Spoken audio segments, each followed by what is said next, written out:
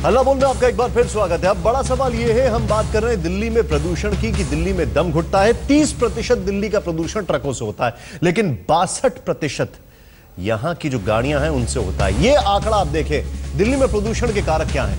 27% रिहाइश है, लेकिन 45% यातायात है, पावर 4% है और 24% उद्योग धंधे। यह 2011 का डेटा है जो इंडियन ट्रॉपिकल मेट्रोलॉजी की तरफ से आया है। अब यहां पर जो सवाल है, क्या हम सिर्फ सरकारों के रहमो करम पर रहेंगे या अपने आप भी कुछ कर सकते हैं? अपनी तरफ से क्या क्या किया जा सकता है और यह खतरा कितना बड़ा है? सबसे पहले शुरुआत करते हैं डॉक्टर भरत गोपाल से। डॉक्टर भरत गोपाल, यह खतरा कितना बड़ा? एक दूसरा, क्या सिर्फ हम वेट एंड वॉच करें कि सरकारें क्या करेंगी, कौन हमारे ऊपर क्या करेगा, कौन कैसे करेगा, या हम खुद भी कुछ कदम उठा सकते हैं? Thank you Nishant. देखिए, अगर आप चरक संहिता को भी देखेंगे तो इवन चरक ने इतने वर्षों पहले, इतनी सदियों पहले ये कहा था कि जो एक स्वस्थ एनवायरनमेंट है, जो एक स्वस्थ वातावरण है, उसका हम ह्यूमन स्वास्थ्य के लिए बहुत बड़ा इंपॉर्टेंस है। आप कोई भी स्टडी ले लीजिए पिछले 3-4 साल की, जितने WHO, ग्रीन पीस, जिसके इनिशिएटिव ने चेक किया, उसने इंडिया में इस पोल्यूशन के जो जितने भी प्रॉब्लम्स हैं वो पहले ही दिखा दिए। हम सोचते थे कि ये सिर्फ छोटे बच्चे और बुजुर्ग लोगों में शायद ज़्यादा तंग होते हैं। आप यकीन मानिए, हमारे पास यंग लोग आते हैं जिन लोगों ने कभी स्मोकिंग नहीं करी, जिन्होंने कभी कोई तंबाकू का इस्तेमाल नहीं किया, उनमें भी कैंसर लंग के निकल आते हैं, जो कि हमारे लिए बहुत ही बड़ा अचंभा है पिछले 2-3 साल में, क्योंकि कभी हमने ये सोचा नहीं था। हम यंग इंसान में अगर कुछ आता था तो हम कैंसर को बहुत नीचे रखते थे। अगर हम उसमें भी इस चीज़ को ढूंढने लगे हैं तो डेफिनेटली एयर पोल्यूशन का कुछ ना कुछ इफेक्ट तो हमारे शरीरों पे हो ही रहा है। सिर्फ रेस्पिरेटरी नहीं, हार्ट की प्रॉब्लम्स, स्किन एलर्जीज, आईज की प्रॉब्लम, मेमोरी लॉस, डिप्रेशन, बहुत सारी चीज़ें हैं जो कि साइंस देख चुकी है कि एयर पोल्यूशन बढ़ने से होती हैं।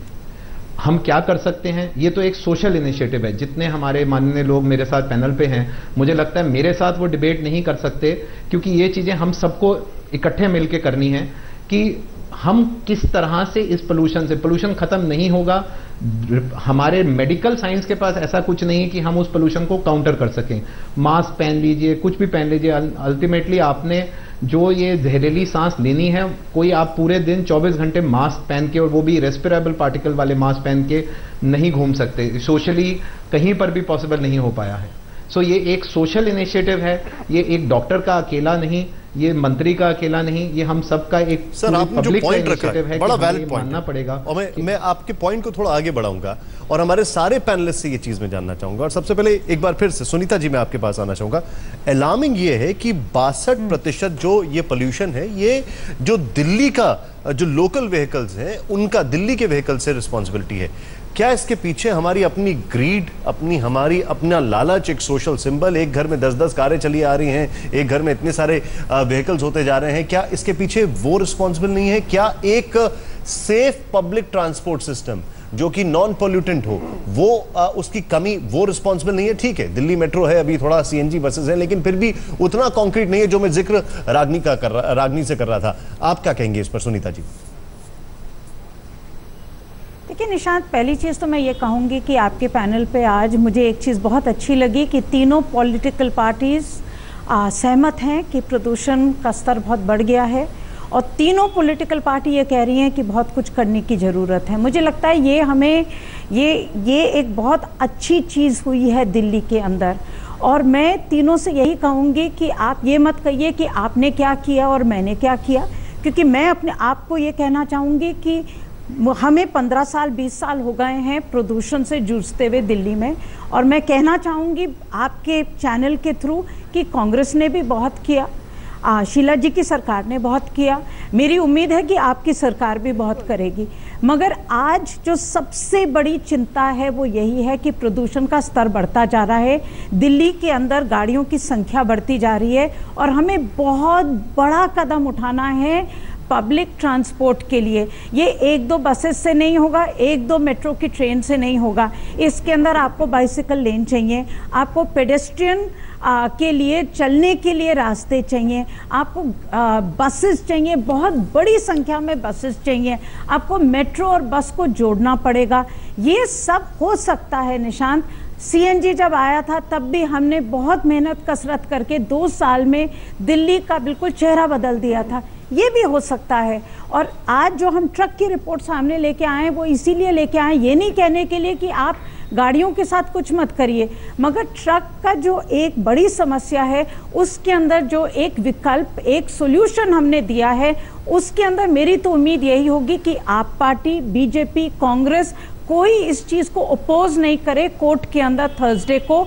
और ये जो एक टैक्स लगाने की बात है, ये टैक्स लगे जिससे कुछ हद तक ट्रक की जो संख्या दिल्ली में है वो कम हो, कुछ हद तक सर्दी से पहले प्रदूषण कम हो। ठीक है सौरभ, मैं आपसे यहां पर जानना चाहूंगा, देखिए अब तीनों पॉलिटिकल पार्टीज हैं, मैं आपके पास आ रहा हूं, रागिनी जी इसके बाद मैं आप ही के पास आ रहा हूं, क्योंकि आपकी सरकार है सौरभ यहां पर, तो ये एक बहुत बड़ा सवाल इसलिए है क्यों कई बार वोट परसेंटेज अफेक्ट हो सकता है, कई बार एक फेवरेबल पॉलिसी नहीं हो सकती है, लेकिन लार्जर इंटरेस्ट में चीज़ों को करना ज़रूरी होता है। क्या आपको लगता नहीं है कि चाहे वो लोकल रजिस्ट्रेशन टैक्स हो या जो कुछ भी हो, कुछ इस तरीके से चीज़ों को किया जाए कि अब दिल्ली में वेहिकुलर पॉल्यूशन नहीं बल्कि वेहिकुलर डेंसिटी जो है वो भी कम हो जाए? क्योंकि अगर उसके आंकड़े की बात की जाए तो 1981 में पर किलोमीटर 37 व्हीकल होते थे और अब 134 हैं, तो उसको भी कम करने की जरूरत है। इस पे क्या कहना है आपका सौरभ? निशांत, आप बहुत संजीदगी से इस डिबेट को कंडक्ट करा रहे हैं, शुक्रिया। ये बात बिल्कुल सच है कि पब्लिक ट्रांसपोर्ट को बढ़ावा देना चाहिए। इसी सिलसिले में फैसला किया गया है सभी स्टेक होल्डर्स ने मिलकर कि हर महीने की 22 तारीख को एक कार फ्री डे किया जाए। सरकार के ऊपर भी जिम्मेदारी दी गई है कि आप ज़्यादा से ज़्यादा पब्लिक ट्रांसपोर्ट को बढ़ाएं ताकि लोगों को भी आदत हो कि पब्लिक ट्रांसपोर्ट को इस्तेमाल करें।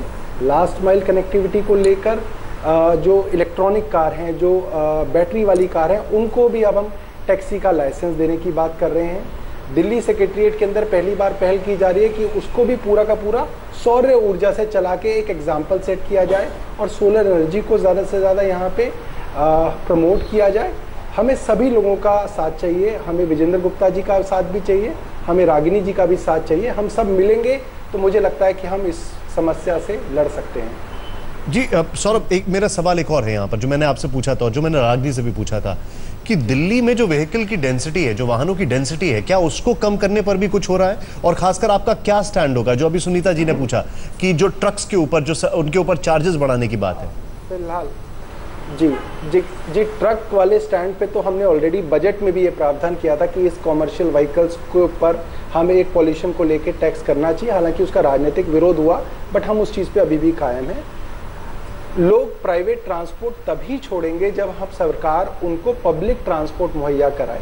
और इस वक्त मैं ये मानता हूँ कि पब्लिक ट्रांसपोर्ट इतना बेहतर नहीं है, मगर ये कोशिश की जा रही है ज़्यादा से ज़्यादा बसेस, लास्ट माइल कनेक्टिविटी के लिए पब्लिक ट्रांसपोर्ट लोगों को अवेलेबल हो ताकि लोग आसानी से प्राइवेट व्हीकल्स को छोड़ के पब्लिक व्हीकल में शिफ्ट करें। ठीक है, वैलिड पॉइंट। ओके रागिनी, आपका टेक।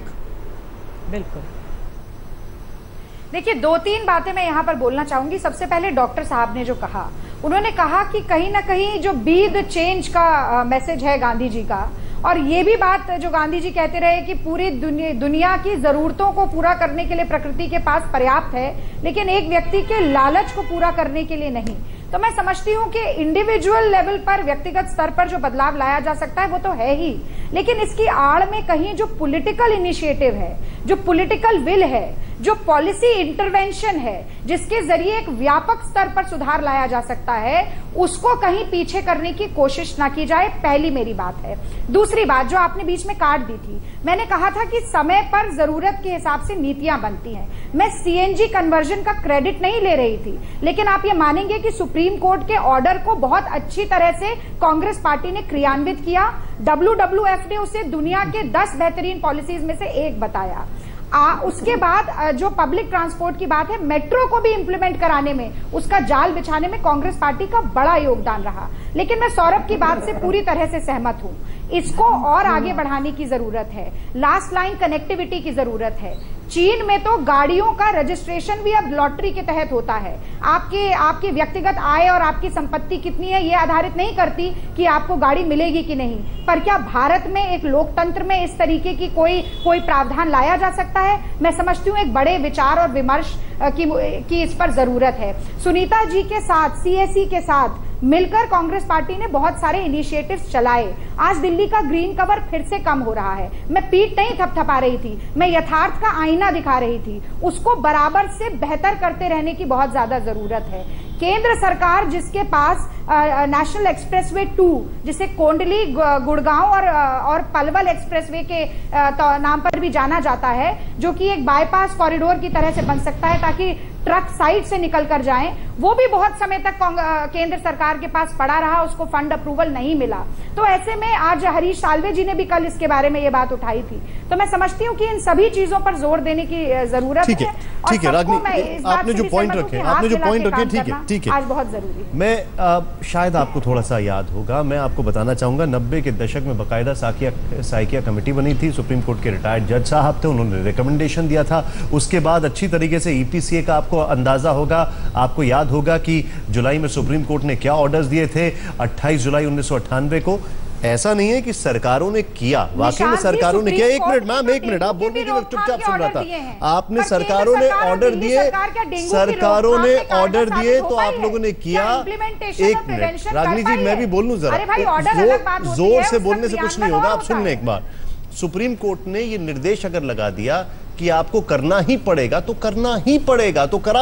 आपने अच्छा किया जो किया, लेकिन ये मत बोलिए कि वो आपकी सोच थी। एक मिनट, मैं बहस नहीं छेड़ रहा हूं, मैं ये देख रहा हूं कि आप हर चीज का यहां पर नंबर बनाने की बात नहीं हो रही है। हम आज एक बहुत बड़े इंटरेस्ट की बात कर रहे हैं मैम, यहां पर नंबर बनाने की बात नहीं हो रही है। आज यहां पर खतरा है इतने तमाम बच्चों को। बाकायदा न्यूयॉर्क टाइम्स के एक रिपोर्टर शहर छोड़कर चले जाते हैं, वो छप जाता है हर जगह। बाकायदा ये राज्यसभा में कहा जाता है कि दिल्ली में हर साल 80 लोगों की मौत सिर्फ एयर पॉल्यूशन से हो रही है। ये एक बहुत मैग्नीट्यूड वाली बात है, इसमें हम सिर्फ अपनी पीठ थपथपा नहीं सकते कि हमने क्या किया, हमें क्या करना है ये देखना होगा। विजेंद्र जी, मैं ब्रेक के बाद आपके पास आ रहा हूं। का सबसे प्रदूषित शहर अगर कोई है, पहले स्थान पर दिल्ली तो दूसरे स्थान पर पटना।